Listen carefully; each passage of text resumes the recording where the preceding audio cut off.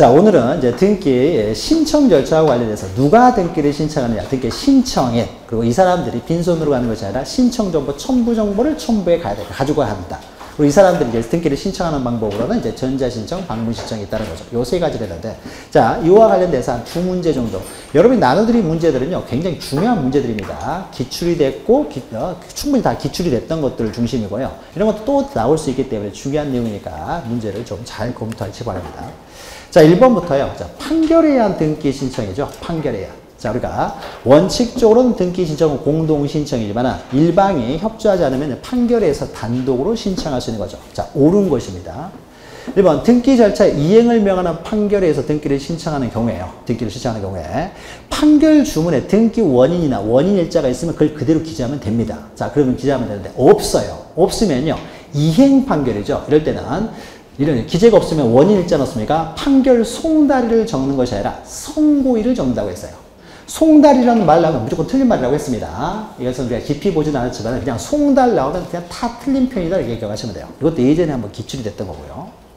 자, 2번 보시면 소유권 이전 등기에 이행 판결에 가집행이 붙었어요. 가집행.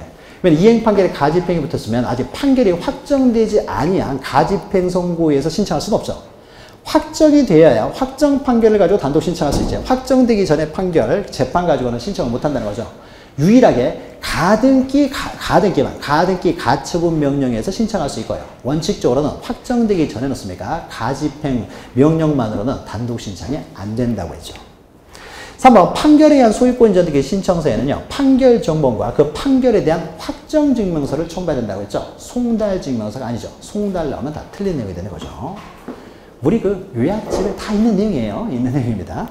자, 4번 공유물 분할 판결이 확정됐습니다. 자, 공유물 분할 판결 없습니까? 승소 패소라는 개념이 없다고 그랬어요. 그냥 원고든 피고든 등기 권리자든 등기 의무자든 간에 다 단독으로 습니까? 그 판결에서 지분 이전 등기를 신청할 수가 있는 거죠. 자기가 분할받은 부분에 대해서 신청을 할 수가 있습니다. 그러니까 단독으로 할 수 있으니까 4번이 맞네요. 4번. 자, 그 다음에 5번은요. 소유권 이전 등기 절차 이행을 명하는 판결. 이행을 명하는 판결. 이행 판결이죠. 그럼 확정되면 어떻습니까? 10년이 경과했다고 하더라도 언제든지 단독으로 신청할 수가 있다는 거죠. 자, 이렇게 실제 시험 문제가 이런 형식으로 나옵니다. 이런 형식으로. 판결에 대한 등기는 중요하기 때문에 잘 정리하시기 바라고요. 자, 그 다음에요. 자, 등기를 신청하는 경우 제공해야 될 첨부 정보예요. 첨부 정보가 이제 전체적으로 이렇게 나올 수도 있습니다. 첨부 정보에 틀린 것은요. 자, 1번 건물이나 토지의 일부에 대해서 용의권을 설정하는 거죠. 용의권을 설정할 때는 뭘 가져가요? 그 부분을 표시한 도면을 가져가는 거죠. D장을 가져가는 게 아니라고 했어요. D장 가져가는 경우하고 도면 가져가는 경우가 전혀 다릅니다. 도면은 일부에 대한 용의권. D장은 어떤 경우예요? 소유권 보존, 소유권 이전, 그 다음에 부동산 표시 변경, 멸실. 이 네 가지만 가져가는 거예요. 자, 2번 소유권 이전 등기를 신청하는 경우에는요. 등기 의무자의 주소 증명 정보도 첨부해야 되는 거죠. 좀 뭐가 편집이 좀 오류가 있었네요.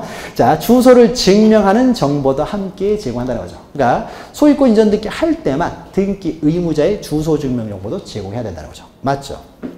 자, 3번 농지에 대해서 취득시효 완성으로 소유권 이전 등기를 합니다. 취득시효 완성이라는 건 뭘 했다는 거예요? 이 사람 계속 거기서 농사를 지었다는 거죠. 계속 농사를 지었다는 것이 취득시효 그 자체에서 증명이 되고 있죠.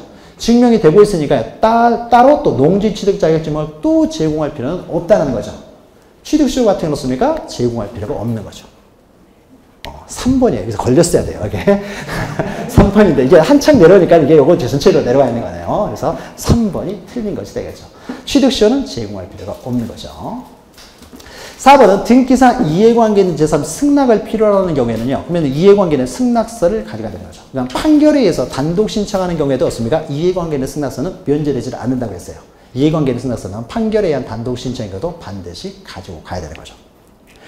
5번 매매로 인한 소유권 이전 등기 신청서에 넣습니까? 부동산 거래계약 신고 필증을 첨부해야 되는 거죠. 첨부해야 되는 거죠. 그래서 신고 필증을 첨부하여 등기 기록에는 신고 필증에 기재된 거래가액을 기록한다는 거죠. 맞는 내용이죠. 그러니까 거래가액을 증명하는 경우로 신고 필증을 첨부한다. 다만 거래 부동산이 2개 이상이라든지 또 매도인 매수인 여러 명이면은 신고 필증 외에 매매 목록도 첨부한다는 거죠. 매매 목록도 첨부한다. 그러니까 지금 3번만 틀린 내용이 되는 거죠. 3번만. 자, 그래서 한 2문제 보고요. 그럼 그 이외에 또 나눠드린 문제들은요, 우리가 나중에 또 이제 문제풀이 시간에요, 또 같이 어차피 하게 될 텐데, 미리서 좀 맛을 좀 보는 의미에서 좀 풀어보시기 바랍니다. 자, 그러면은, 다음 주에 뵙겠습니다. 수고하셨습니다.